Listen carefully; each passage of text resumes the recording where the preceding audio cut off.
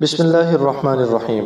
حضرت سیدنا سعد بن ابی وقاص رضی اللہ تعالی عنہ سے مروی ہے کہ رسول اللہ صلی اللہ علیہ وسلم نے ارشاد فرمایا، تین چیزیں ابن آدم کی سعادت مندی کی علامت ہیں اور تین چیزیں اس کی بد نصیبی کی علامت ہیں۔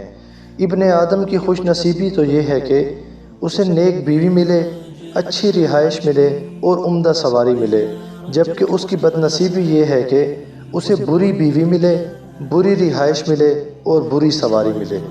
حضرت سیدنا علی ابن ابی طالب رضی اللہ تعالی عنہ سے مروی ہے کہ ایک دن نبی پاک صلی اللہ علیہ وسلم تشریف فرما تھے۔ آپ صلی اللہ علیہ وسلم کے دست مبارک میں ایک لکڑی تھی جس سے آپ صلی اللہ علیہ وسلم زمین کو کورید رہے تھے۔ تھوڑی دیر بعد سر اٹھا کر فرمایا، تم میں سے ہر شخص کا ٹھکانہ خواہ جنت ہو یا جہنم اللہ تعالیٰ کے علم میں موجود اور متعین ہے۔ صحابہ کرام رضی اللہ عنہم نے پوچھا، یا رسول اللہ، پھر ہم عمل کیوں کریں؟ فرمایا، عمل کرتے رہو، کیونکہ ہر ایک کے لیے وہی اعمال آسان کیے جائیں گے جن کے لیے اسے پیدا کیا گیا ہوگا۔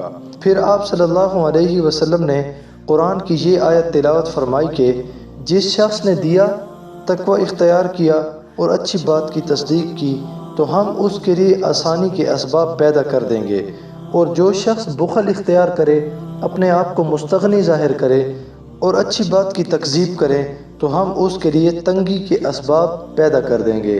حضرت سیدنا علی رضی اللہ تعالی عنہ سے مروی ہے کہ میں نبی پاک صلی اللہ علیہ وسلم کی خدمت میں موجود تھا کہ سامنے سے حضرات شیخین رضی اللہ عنہما آتے ہوئے دکھائی دیے۔